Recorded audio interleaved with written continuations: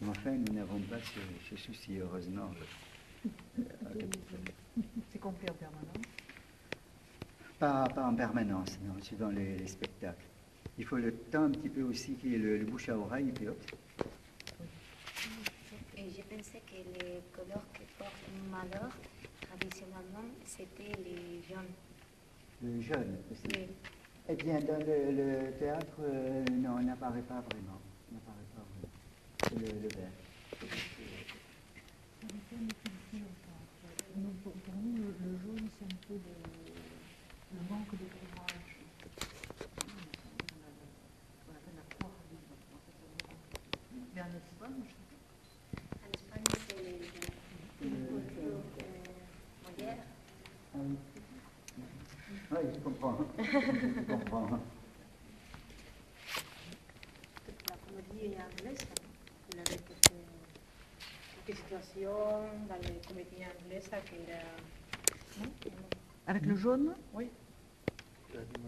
Aussi, J'ai entendu oui, que, oui. mais c'est comme se dit, leyenda, Hein? légendes. Il y a beaucoup de légendes sur les gens, mais j'ai entendu que c'est pour Molière, parce que Molière s'est mort sur la scène et il est habillé avec vestiments jaunes. Jaune, oui. Alors, du fait que vous êtes ici, si vous pouvez voir donc l'ensemble de la salle. Je vous en dirai deux mots tout à l'heure. La salle a été rénovée donc en 1996 et la décoration qui a été choisie est une décoration en trompe-l'œil. Vous verrez tout à l'heure depuis le balcon, en effet, que le cadre de scène est tout à fait en trompe-l'œil. Alors, le tour de la cage de scène est peint en noir. C'est quand depuis la salle, on ne donne pas ce qui se passe en coulisses, parce qu'on y joue tout est plongé dans le noir, donc parce que des lampes de sécurité bleues allumées. Pour cet opéra donc qui est baroque, vous avez une rampe, vous voyez, il y a des lumières comme cela c'était vu à l'époque.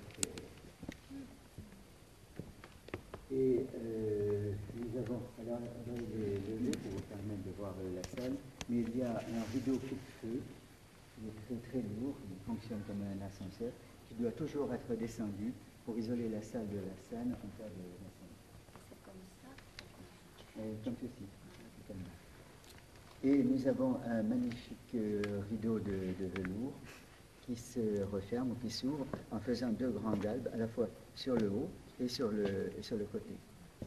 Alors il peut monter à la française, c'est-à-dire qu'il disparaît complètement dans le cadre de scène, ou bien à l'italienne. À ce moment-là, il vous reste deux galbes à hauteur du cadre de scène, ou alors à l'allemande, et à ce moment-là, il fonctionne à la guillotine. C'est-à-dire, pour une fois, la guillotine est à l'allemande. Je ne vois pas le rapport, mais enfin, ce serait plutôt, la guillotine, c'est plutôt français. Oui.